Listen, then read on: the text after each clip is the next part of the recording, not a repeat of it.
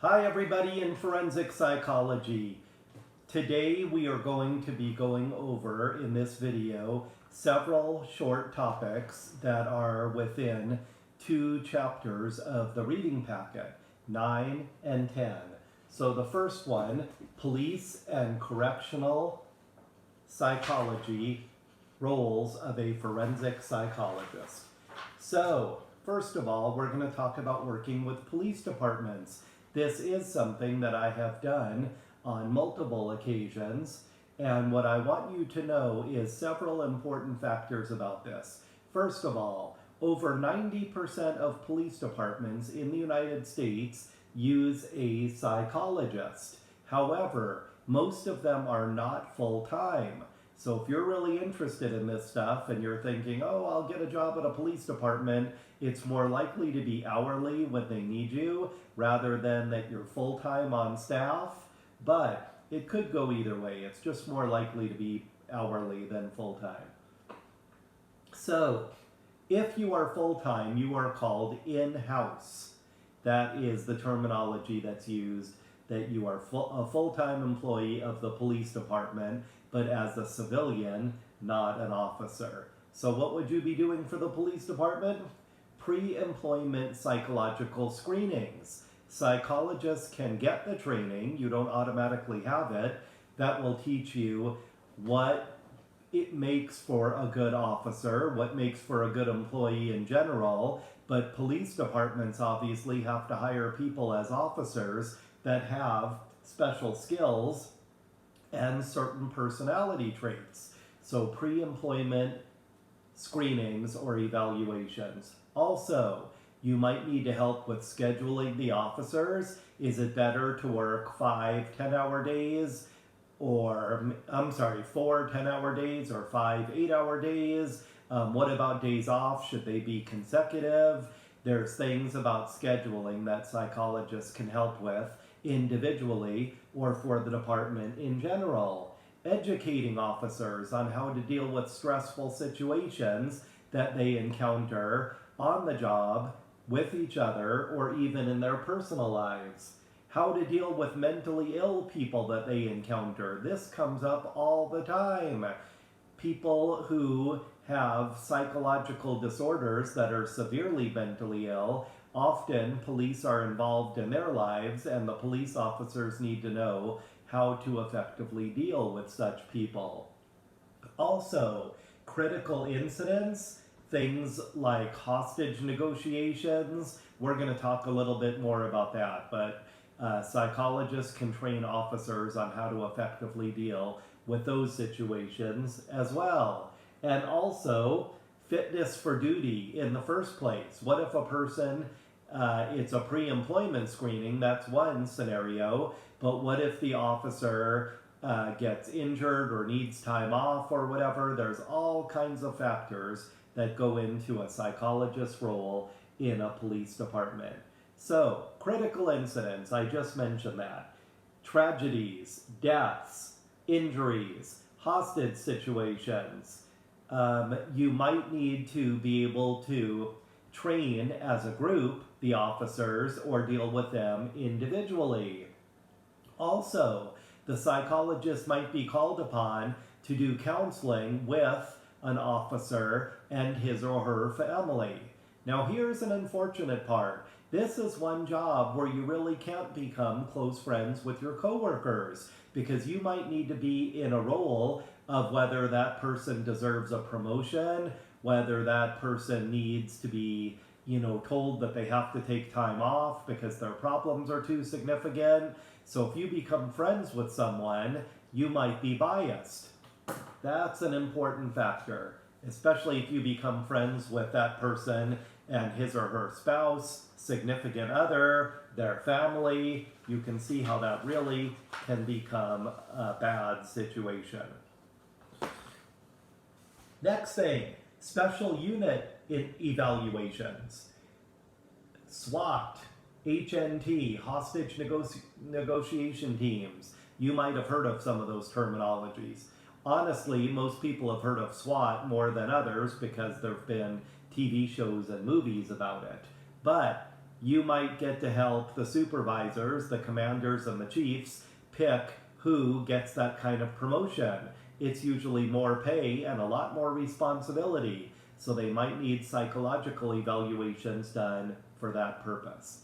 Next topic, correctional psychology. I can speak even more from experience about this than I can about police psychology. I had a full-time job for 2 years as a correctional psychologist in Phoenix, working in a prison. Couple of things I want you to know. The good and the bad. I guess I could put it into 2 categories. The good, job opportunities. There are over 3,000 full-time psychologists working in the United States as correctional psychologists, working in a prison. The good, it pays pretty well. Maybe not as much as you could make doing other things, but a lot better than other government jobs. Usually decent benefits. The older you get, the more you get concerned about health insurance, time off, not only for you, but for your children if they're sick or you need to do something with them. Those kinds of benefits are usually pretty good with correctional psychology jobs. And the fact that there's 3,000 in the United States, there are constantly openings. So those are good things. Job security. No matter who's in charge, the Republicans, the Democrats, the liberals, the conservatives, there is always a need for this. That is one thing that, thank goodness, is not that political. The bad, it's not that fun like people think it is. Sometimes it can be dangerous, but not usually. The working conditions can be very tough and stressful. You're under a lot of pressure, emergencies. It's hard to just decide that, you want to go home at 5 o'clock because there might still be work to do, or the whole place might be under lockdown. So all kinds of things can happen that will interfere with your day. By the way, when I had that job, I used to joke that it took me about a half an hour to get to work and then about a half an hour to get to my office. And that wasn't much of an exaggeration.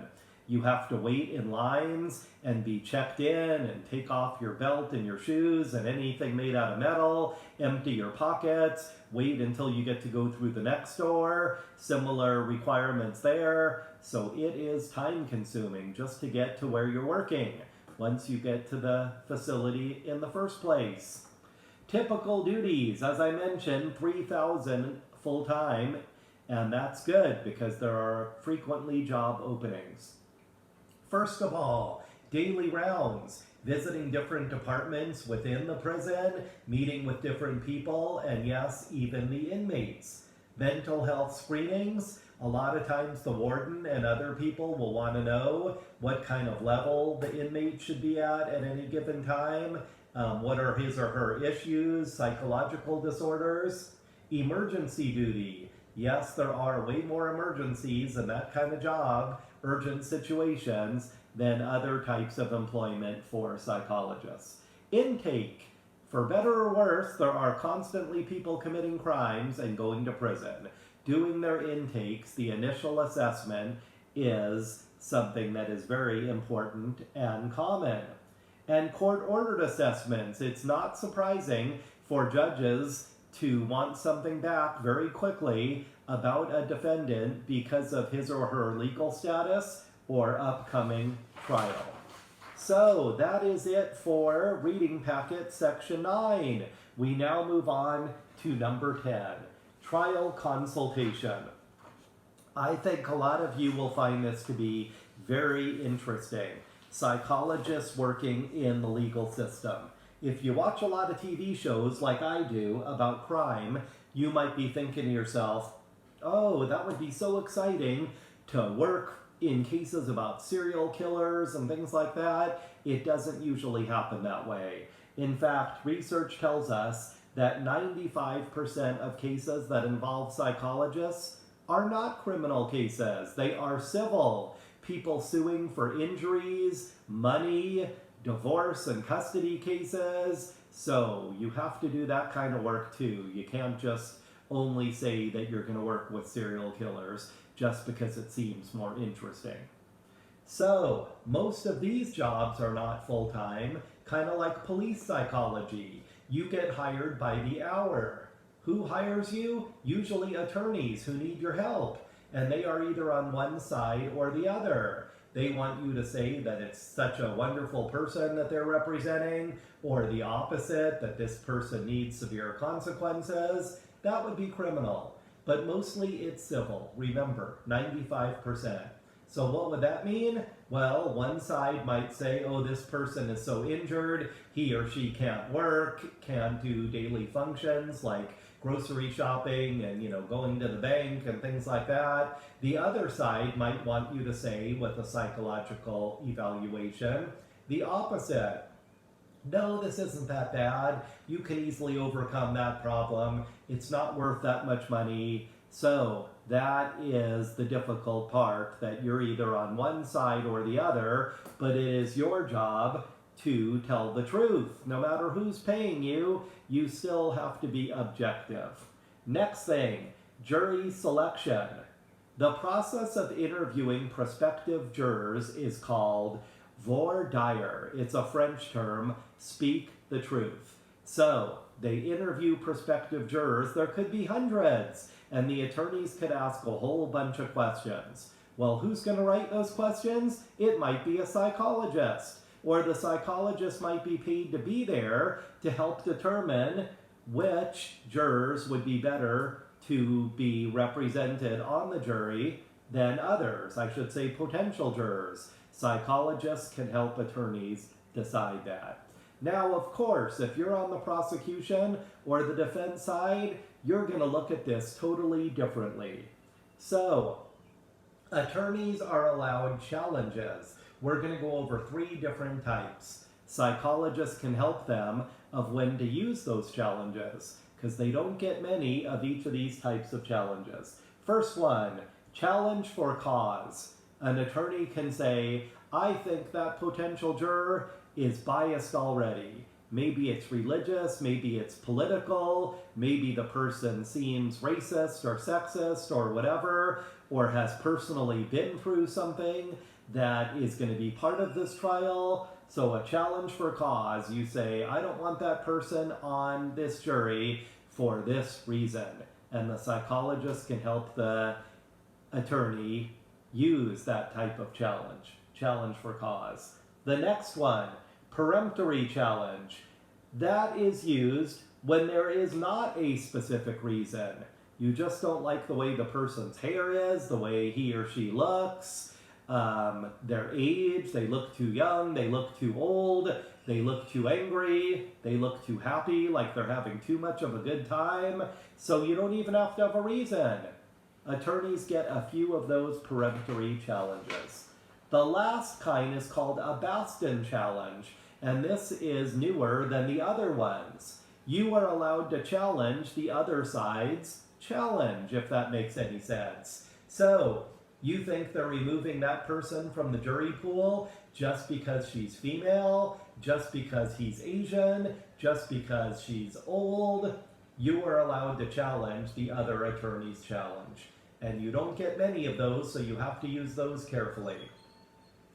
Post-jury selection variables. Before the trial starts, it is common for psychologists to work with attorneys in various ways, helping to prepare the case, putting on a good impression, and that could include preparing the witnesses, how to dress, how to talk, what kind of facial expressions, eye contact, all kinds of things like that.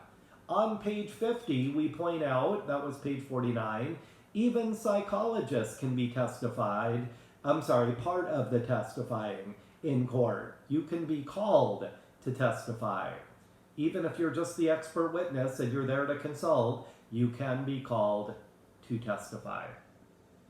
Next topic, page 50.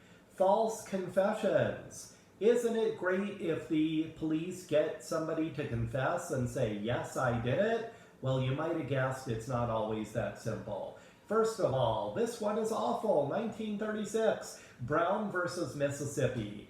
Police violence. When the police beat the confession out of you, it's not considered admissible in court. And that came up in 1936. with an African-American man who was accused of having killed a white person, and the police just beat him up until he confessed. Not considered admissible anymore, thank goodness. Seems like it should have always been that way, but that is relatively new if you consider 1936 to be new. We've had a country since the 1700s. Miranda. You've heard of Miranda rights. This happened in the 1960s, 1966 specifically. The police arrested this man named Miranda, didn't even let him know that he had rights. Rights to an attorney, rights to a fair trial. Where did this happen? This will be a test question. Right here in Arizona. So, his confession was overturned because he was not informed that he has rights. So if you've seen police shows on TV, if they're doing it right, they should now read Miranda rights. You have the right to remain silent, and that entire paragraph. Arizona is where that occurred. So, moving right along. We're getting close to the end here. Page 52. What about voluntary confessions? A person gets their rights read to them, and then they confess. What could possibly go wrong? Well, I'll tell you a few things. One, voluntary confessions are not always valid when the person seems like he or she only wants to be part of the case. It could be mental illness, but it could just be a desire for attention to be part of the case, where you confess to something that you could not have possibly done. Second thing is, compliant confessions. Sometimes the police will say to you, all right, we won't pursue the death penalty if you just admit to this. In Arizona, this happened in 1991 with what's known as the Temple murders.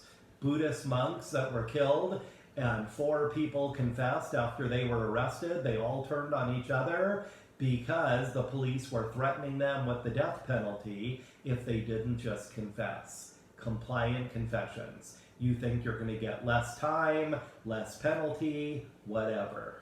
Internalized false confessions. There are mentally ill people who get themselves to believe that they really committed a crime.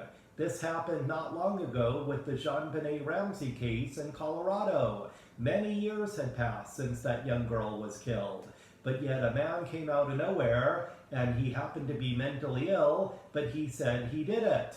And they ended up investigating and finding out that wasn't even possible. Next topic, also on page 52, eyewitness testimony. A University of California, she's been at other places too, professor Elizabeth Loftus did studies on people who were eyewitnesses, maybe even victims of crimes in some cases. And here's the story of what Elizabeth Loftus found. If those people were told anything about the crime or given ideas about it, they will change their memory without even realizing it. So, in the cases Elizabeth Loftus conducted, if people were told things like, how fast was the red car traveling when it slammed into the blue car? A person would have a different memory than if they were asked, how fast was the car going when it encountered the other car? Wow, you left out variables such as it was red, and also a word like slammed makes it seem like it was going even faster.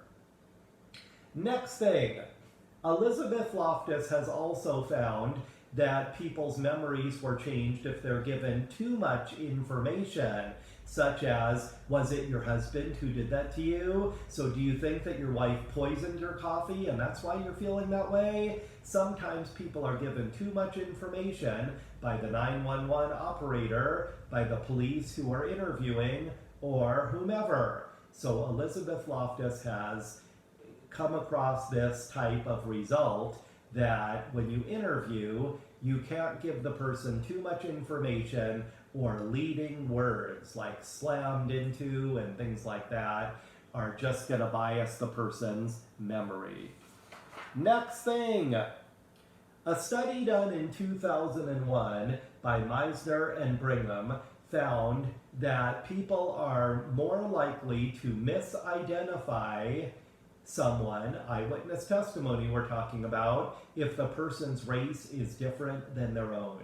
So you might have noticed I'm just an average white guy. If I see someone commit a crime and that person is a different race than my own, the person is Black, Asian, Native American, I am more than 1.5 times more likely to misidentify the person than if it's someone of my own race. And again, that is true for any race. It doesn't matter what race you are or what race of person you're trying to identify.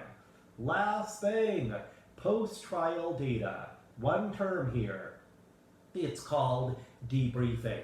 After the whole case is over, one side is going to be much more disappointed than the other because they didn't win the case. I hate to use the word win when someone's life is at stake, but that's often how it's referred to, as winning or losing the case. Well, debriefing is when you ask the jurors to come back after the trial is over and ask them what they were thinking and why. Psychologists can be very helpful in formulating the questions and coming up with some sort of pattern. Was it the way the person spoke?